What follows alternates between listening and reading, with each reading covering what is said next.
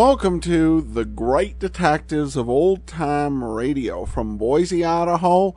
This is your host, Adam Graham. If you have a comment, email it to me, box13@greatdetectives.net. Follow us on Twitter at Radio Detectives and become one of our friends on Facebook, facebook.com/Radio Detectives.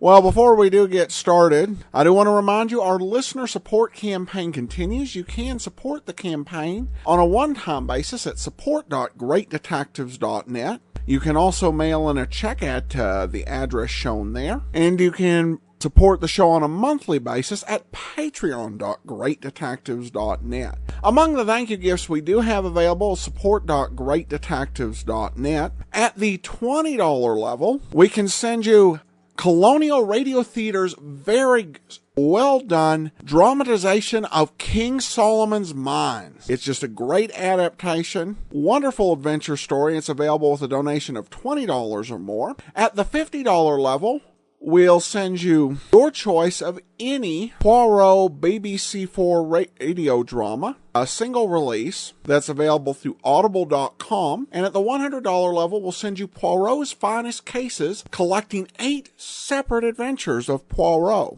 Full list of available items is available support.greatdetectives.net. But now it's time for today's episode of Ellery Queen.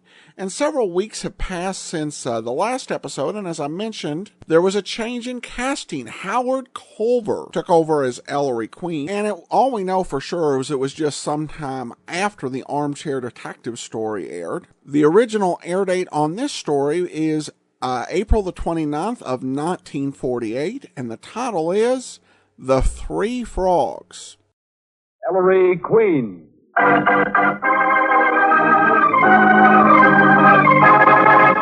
In the interest of a safer American home, a happier American community, a more united state, the American Broadcasting Company and its affiliated stations bring you Ellery Queen. I dedicate this program to the fight against crime. Not only crimes of violence and crimes of dishonesty, but also crimes of intolerance, discrimination, and bad citizenship. Crimes against America.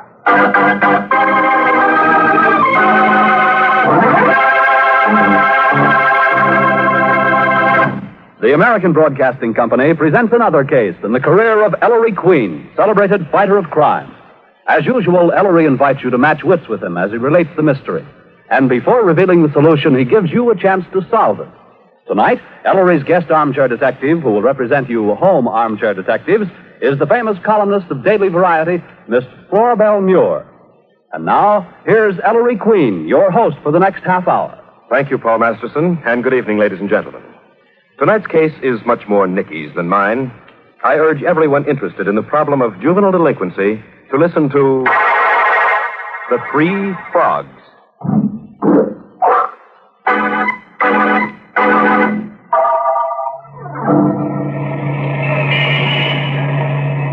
All right, Nikki, so you decided to find a new apartment, but did you have to pick the east side, the slum? Around this corner, Ellery. Garbage tossed out the front windows, gangs of young hoodlums. Nikki, do you know what the incidence of crime in this neighborhood? Well, for the love of... That 3-story and basement brownstone over there, Ellery. Take it back, Mr. Q. Oh, in spades. Around the corner, and it's a very nice street. Nothing wrong with the house, either. You sure the place isn't haunted? There must be something wrong with it. I'd like to see the ghost who could make me move. Thanks, Ellery. Oh, wait, Nikki, I'll go up with you. I'd like to see that apartment. Nothing doing. You wait till I fix it up. Well, all right. See you tomorrow, Nikki. Night, Ellery. Night.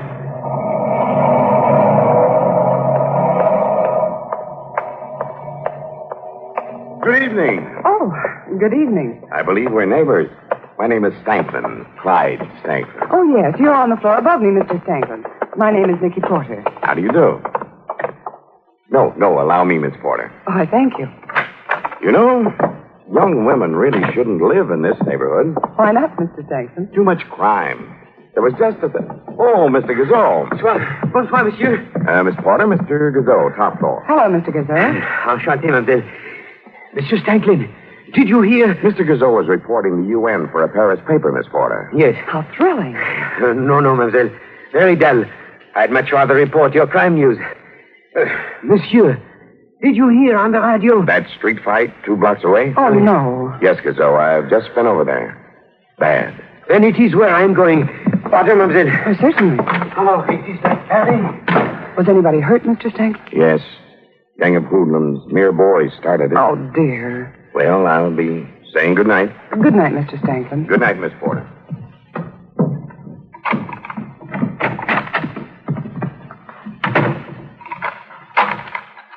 Now, where was that light switch again? Oh.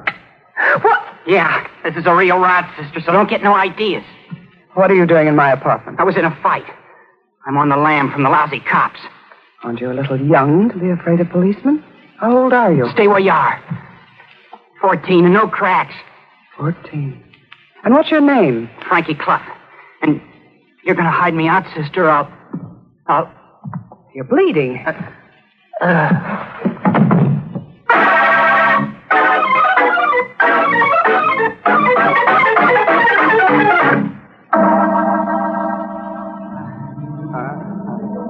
Now just lie still, Frankie.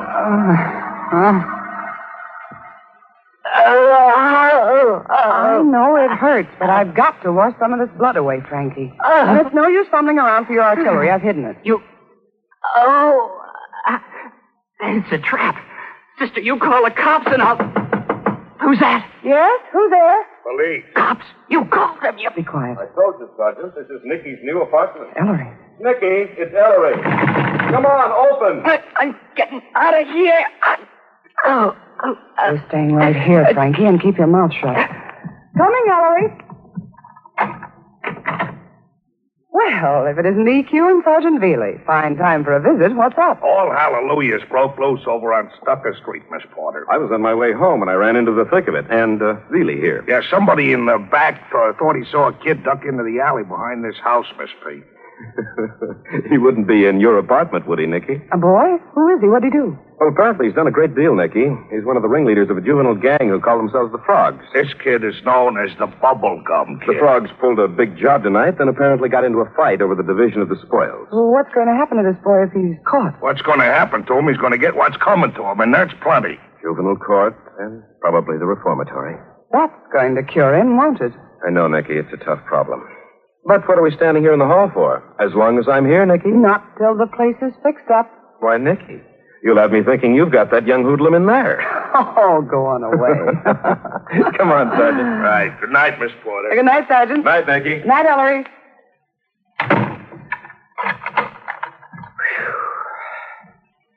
Well, Frankie, you still think this is a trap? I don't get it. Hey, lady, what are you doing? You're going to bed. In the stay bed. Hold still. You're gonna undress me? Well, you can't go to bed with your clothes on. I'll undress myself. All right, Frankie. But be very careful. You gonna stay in the room? No, Frankie. Just wear my pajamas. Put on a dame's pajamas, no soap. Put this on, Frankie, or I put it on for you. Okay. I'll be right back. Hey, where you going? For the doctor who lives on the ground floor. No, don't get no doctor. And then, Frankie, you and I are going to have a little talk.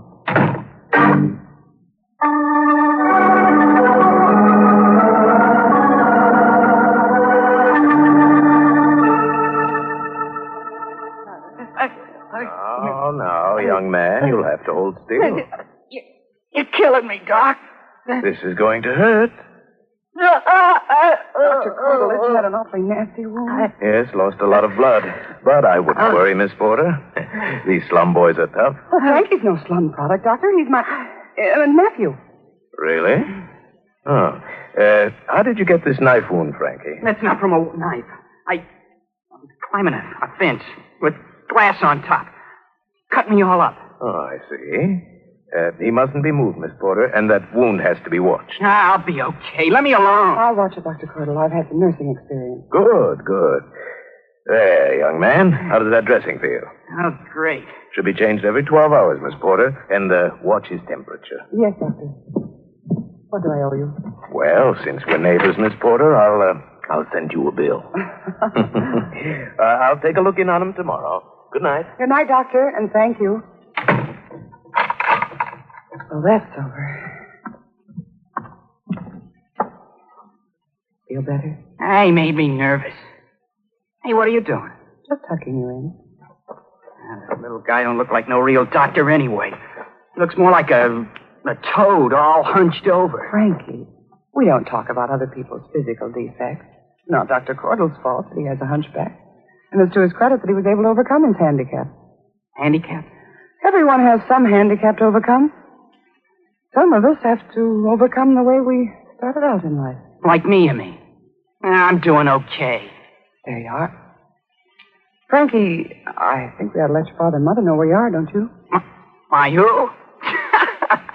Hey, what do you think I am, a Boy Scout? No, Frankie. I don't think you're a Boy Scout. You're not man enough to be one. Say, listen, baby. The name is Miss Porter, Frankie.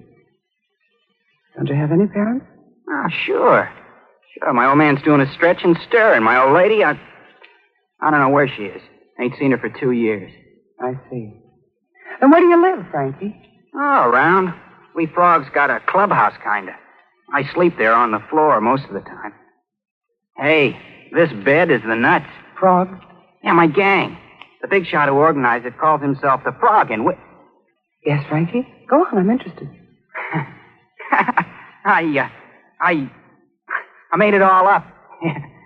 Hey, where are you gonna sleep? In my bedroom there. Now, you'd better get some rest. Wait a second. Why are you doing all this for me? What's your angle? Angle? Frankie, not everyone has an angle. Oh, no? I suppose you're doing this because you like me, huh? That's one reason. Huh?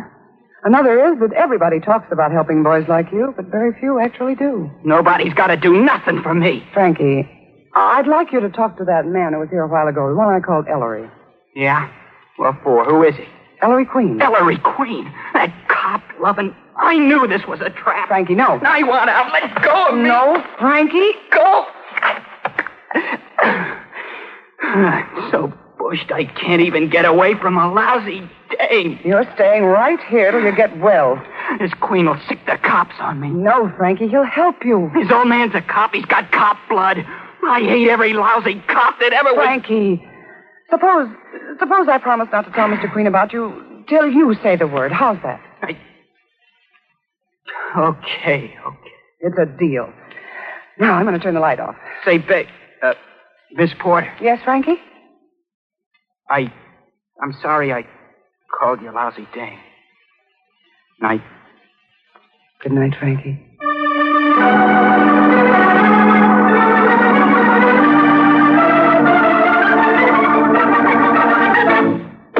We've got to find that bubblegum kid. We've got to. Yeah, Inspector. Now, whoa, Dad. Take it easy. Inspector, why is this boy so important? Because, Nikki, I think he knows who the Frog is. The adult who organized the kid gang and directs their operations. Oh, you make him talk, Inspector? We've got to break the back of this gang. Billy, the boy's hiding out around Stocker Street somewhere. You get down there and don't come back till you find him. Yes, sir. Let's see. I think we've been trying to find him. Go on, you two. Go home. Inspector. What, Nikki? Why do these boys hate policemen so? Because they're on the street and they figure the officer's there to spoil their fun, Nikki. Fear, Nicky. Hate is made by fear. Any cop worth his salt knows he's got to sell the kids on the idea that he's their friend, which he is. If they learn to obey the rules the way they've got to when they grow up. Look at the way they have to grow up, Inspector. I know, Nikki, but after all, we're only cops. We can't change social conditions. That's a job for everybody. And I got to report to the boss. Night. Night, Inspector. Night, Dad. Well... Nicky, why this sudden interest in Slum Kid? Oh, just generally. Ellery, I've got to get on home. Oh, sure, I'll take you. Well, don't bother. No bother at all. I'd like to. Come on. Ellery, no. What's the matter, Nicky? Isn't your apartment fixed up yet? Well, not entirely. Or don't you want me to see the boy you're hiding out? How'd you know? I didn't. You just told me. Ellery, he's only 14 years old. His father's in prison and his mother's... Nicky, the boy's broken the law. I know, but Ellery, he's just a child and he's hurt. Oh. But, Nicky, if he can put the finger on this man they call the Frog... Frankie doesn't know who he is. Ellery, he doesn't. Nicky, I tell you, he doesn't. He sends them messages. They've never seen him. That's what Frankie says, and I believe him. But even if he's lying, to turn him over to the police now...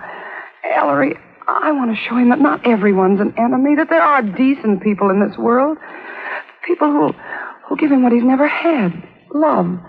And I'm doing it, Ellery. I'm getting somewhere. He's fighting me, but he's losing. Let me have him for just a little while longer, won't you? Please, please. Nikki, if Dad ever finds out about this, you'll have to hide me out, too.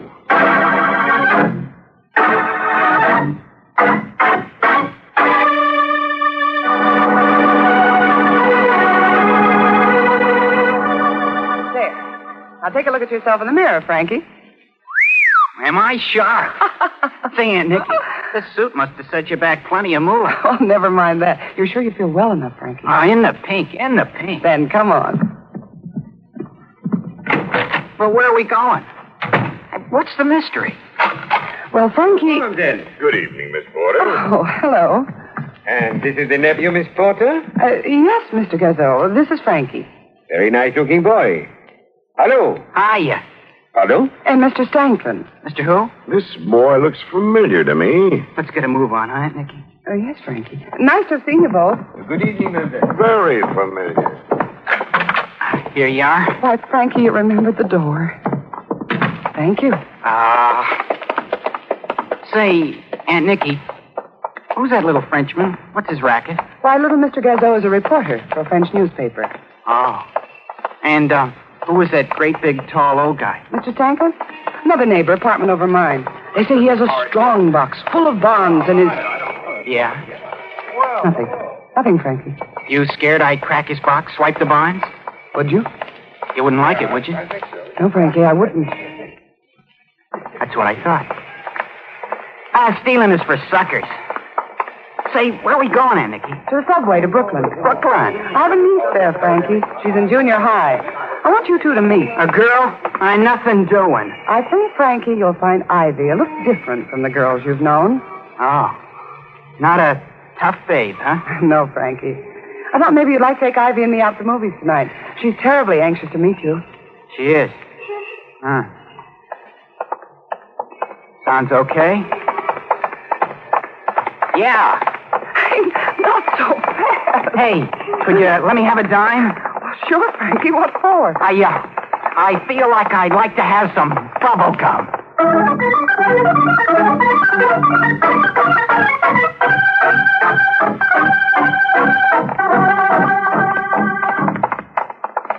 Oh, you walk so fast, Frankie. I sit down here on the stoop till I catch my breath. But why won't you tell me what Ivy said, Aunt Nikki? He might get a swelled head. You mean she liked me? She couldn't get over your being only 14.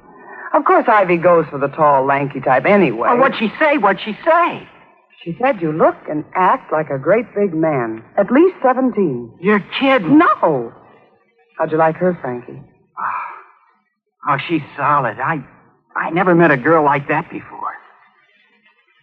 Say, Aunt Nikki. Yes, dear? How soon can you fix it for me to meet Mr. Queen? Frankie. Oh, Frankie. I just want to... Hey, you kissed me. Here, Frankie, take my key. Go into the house. Wait for me. But where are you going, Aunt Nikki? To phone Ellery.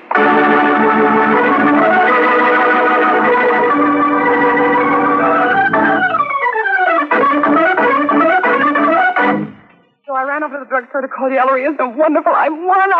That kid must have good stuff. Oh, he has, Ellery. He just never had a chance before, that's all. Ellery, couldn't we send him away to school? I'd pay my share. I can't swing it all alone. I want to talk to him first, Nikki. Oh, well, of course. As a matter of fact, I was just coming over to your place anyway, with Dad. With the inspector? Ellery, what's the matter? Something's wrong. Does he know about Frankie? No, it's something else. Dad, talk to Nikki. Right, sir. Nikki. What is it, Inspector? Bealey just came up with a report. The sergeant? He's found out something important. Bealey. Yeah, Inspector. Tell Nikki what you told me. Miss Porter. Yes, Sergeant. You know this Fagan calls himself the Frog who runs that kid gang? Yes. Well, I just got one of the kids to open up. He don't know who the Frog is, but he does know where he lives. Where, Sergeant? In your house, Miss Porter. My house? Yeah, in one of those apartments. Really? Jimmy. Well, okay. Nikki, you'd better not go back there. There may be fireworks, understand? Yes, but... Don't hang up. Oh, okay, son. Really? Come on. Yes, Ellery. Wait for me downstairs, Dad. Nikki, it might be wise to get the boy out of there for the time being. Yes, Ellery. Take him to the Y, Nikki. Park him there and come back. Quick, before we get there. Right.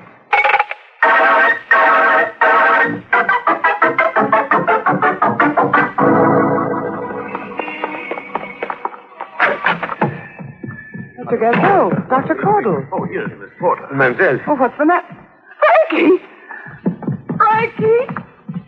He's hurt. He's bleeding. His head, Dr. Cordell. Mr. Gazo, just called me, Miss Porter. I just got here. Mr. Gazelle. I was going out for a newspaper, mademoiselle. I stumbled over your nephew. He was lying here in the hall, bleeding, unconscious. Doctor, how is he? Oh, bad blow on the head. Doesn't seem to be concussive, but, Mr. Gazo, let me lift him. He's so big. Yes, sir. Here, let me help you. So pale and so soon after. Easy. Oh, dear. What's that? Police! Isn't that Mr. That's somebody Stanklin? upstairs. It's Mr. Stanklin, I believe. It is. Mr. Stanklin, what's the matter? My bonds! My life savings! My bonds! I've been robbed!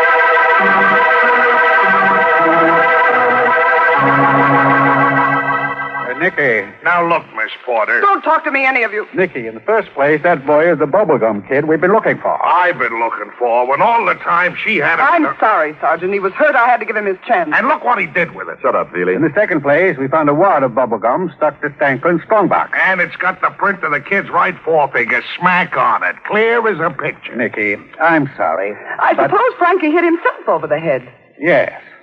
The 3-pound scale weight we found near him with blood on it was made to order for a fake.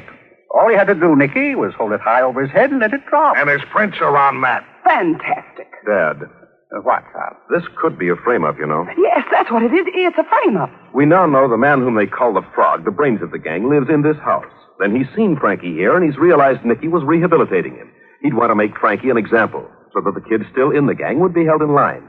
So he knocks out Frankie, presses Frankie's right forefinger into the bubble gum, robs Stanklin's strongbox, and leaves the gum on the box. And I'm Uncle Tom. And that's just what happened. Yeah? Didn't we find traces of bubble gum on the kid's right forefinger? Of course you did, Sergeant. He was framed. Wait a minute, Nikki.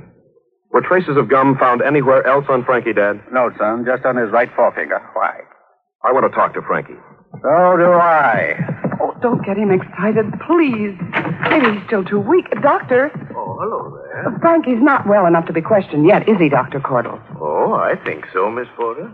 Oh, Even though the blow was directly on top of his head, he's made a fine recovery. Frankie.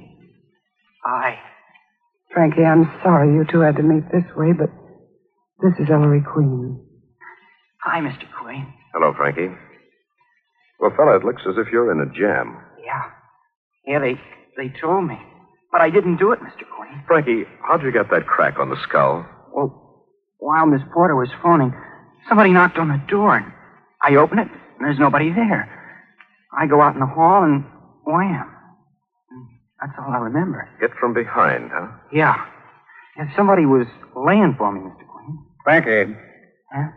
Frankie. Who's the Frog? I don't know. He's somebody lives in this house, kid. Now, who is he? I don't know, I tell you. Let me alone, you lousy... Frankie.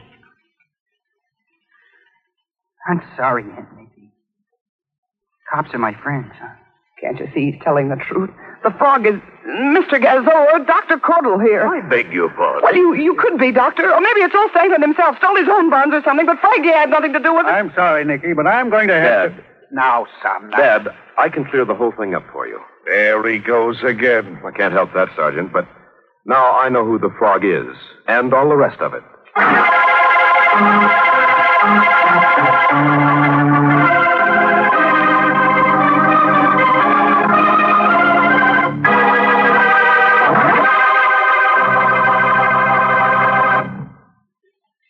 Gentlemen, you have the mystery.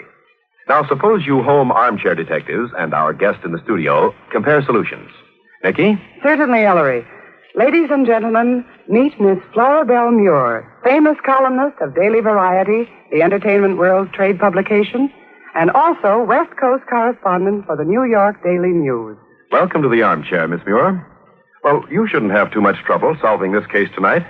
If memory serves, you've had a great deal of experience covering criminal cases as a newspaper woman. Well, Ellery, you're correct on one thing. I have had plenty of occasions to write about actual murder cases. But when it comes to something like your thriller tonight, well, that's another story.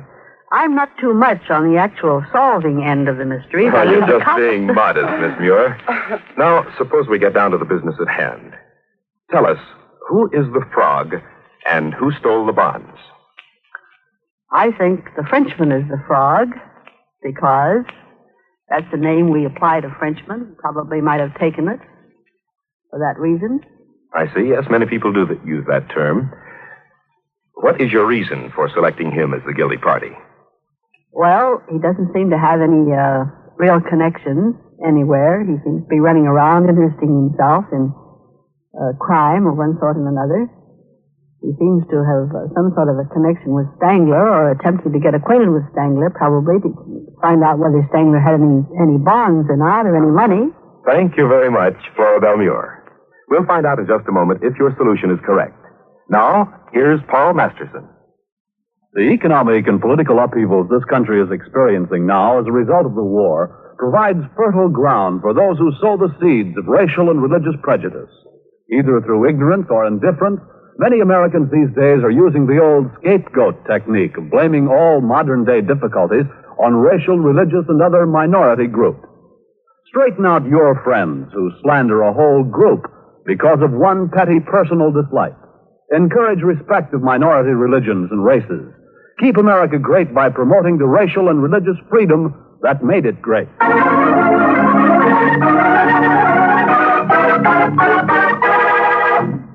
First, Frankie didn't steal those bonds. Frankie? See what I tell you. It's purely a matter of bubblegum technique. The print of Frankie's forefinger was found on the gum stuck to the old man's strongbox. Traces of gum were found on Frankie's forefinger and nowhere else. Watch a kid remove a wad of gum from his mouth. You'll find that he uses two fingers, his forefinger and his thumb. No trace of gum on Frankie's thumb, no thumbprint on the gum. Frankie never took that gum out of his mouth. Someone else did and pressed Frankie's forefinger into it. A frame-up, as Nikki said. Yeah. Hey, what do you think of that? It looks as if we figured you all wrong, Frankie. Hey, Billy? Sure does. It's okay. Second, who's the frog? Somebody living in this house. Now, aside from Nikki, who lives here? Dr. Cordell? The frog. The frog. Hey, remember Aunt Nikki? I said the doc looked like a Frank. It's all right. It doesn't bother me. And he's a child.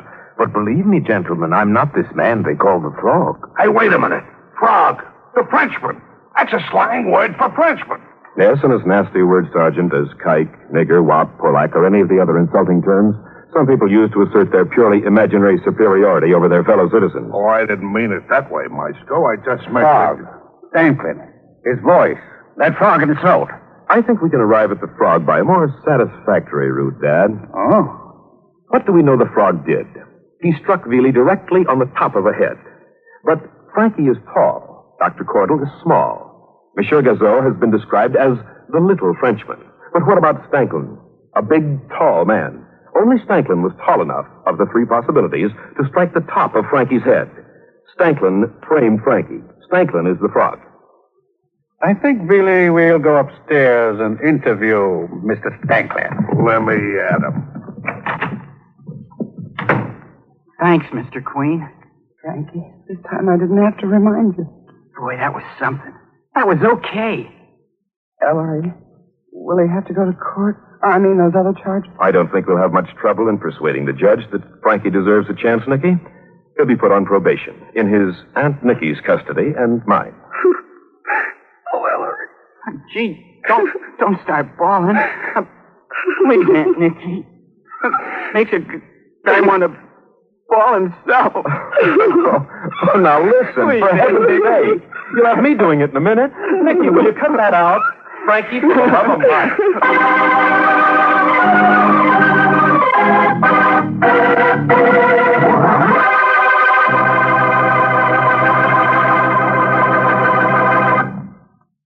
And there, ladies and gentlemen, you have the solution to our mystery. Thank you, Miss Flora Belmure, for serving as our guest armchair detective this evening. As mementos of the occasion, I have for you a copy of my latest mystery anthology, The Queen's Awards 1947, and a subscription to Ellery Queen's Mystery Magazine. Oh, Paul. And what's for next week, Ellery? Well, Paul, next week. Oh, by the way, are you interested in cards? Cards? You mean bridge, poker, and such? Well, Well, it isn't about cards, Paul. Even though I call it One Diamond.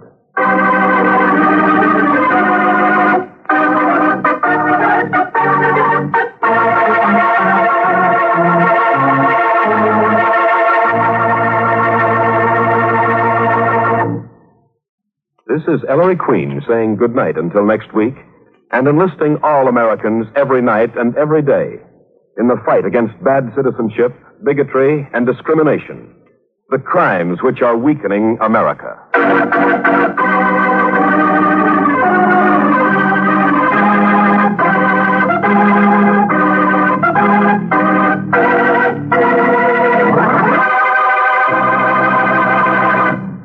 all names used on this program are fictitious and do not refer to real people, either living or dead. Among the members of tonight's cast were Howard Culver, Herb Butterfield, Kay Brinker, Alan Reed, Irvin Lee, Paul Freese, Ken Christie, and Don Morrison. Music was by Rex Corey, direction by Dwight Hauser. Entire production under the supervision of Ellery Queen.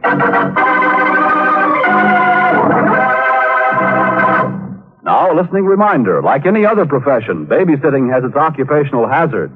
But here are the tales of Willie Piper tonight.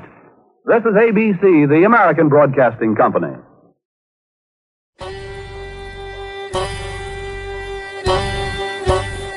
This is Andrew Rhines with OTRWesterns.com, where we stream live old-time radio westerns 24 hours a day, 7 days a week, with a special twist.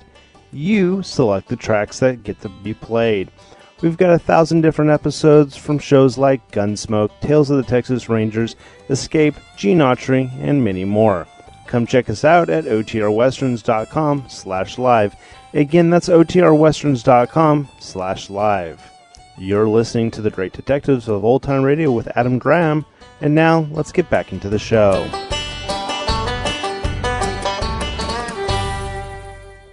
Welcome back.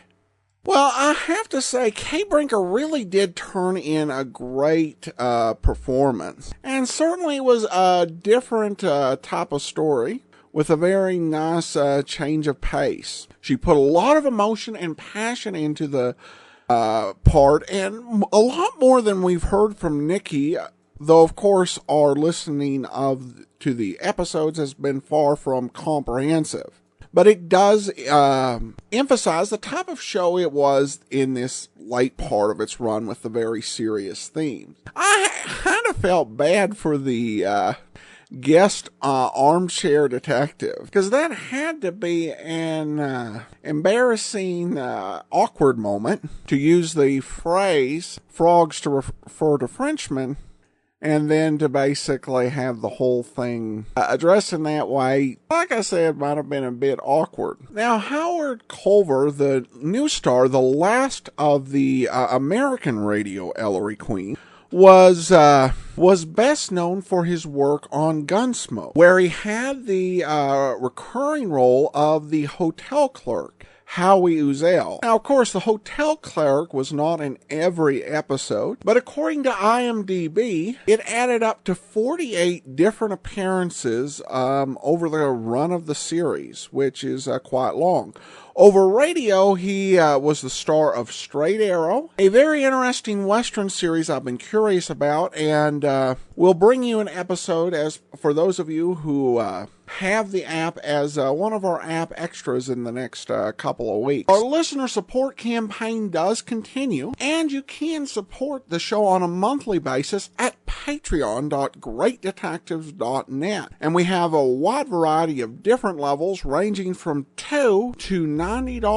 One level I'll highlight is our Chief of Detectives level. At the Chief of Detectives level, and we only have 38 more spots available, you get access to our premium site, your choice of Colonial and BBC radio single releases, once every 6 months. And you can also nominate a show for us to play as a Patreon listener special. And it doesn't actually have to be in the detective genre. And if you are a business person, you can record an ad that will air after the show about your business. It's got to be family friendly, and it's all subject to host approval. There are quite a few other benefits. You can check them all out at patreon.greatdetectives.net, along with all the other listener levels available. And all donations at the Patreon level help us achieve the Patreon goals, the first of which is an upgraded server, as we're moving to 2 video theater episodes a month starting in this month. And then at the $1,000 level, we'll move all advertising to the after show portion to get more quickly into the episode. A full list, again, patreon.greatdetectives.net. And then for one-time donation, support.greatdetectives.net. That will do it today. Tomorrow, Gerald Moore returns as Philip Marlowe, and next week, another episode of Ellery Queen. I should say that we only have 3 more episodes of Ellery Queen, so coming in 4 weeks, it's Hearthstone of the Death Squad. In the meantime, send your comments to box13 at greatdetectives.net. Follow us on Twitter at Radio Detectives.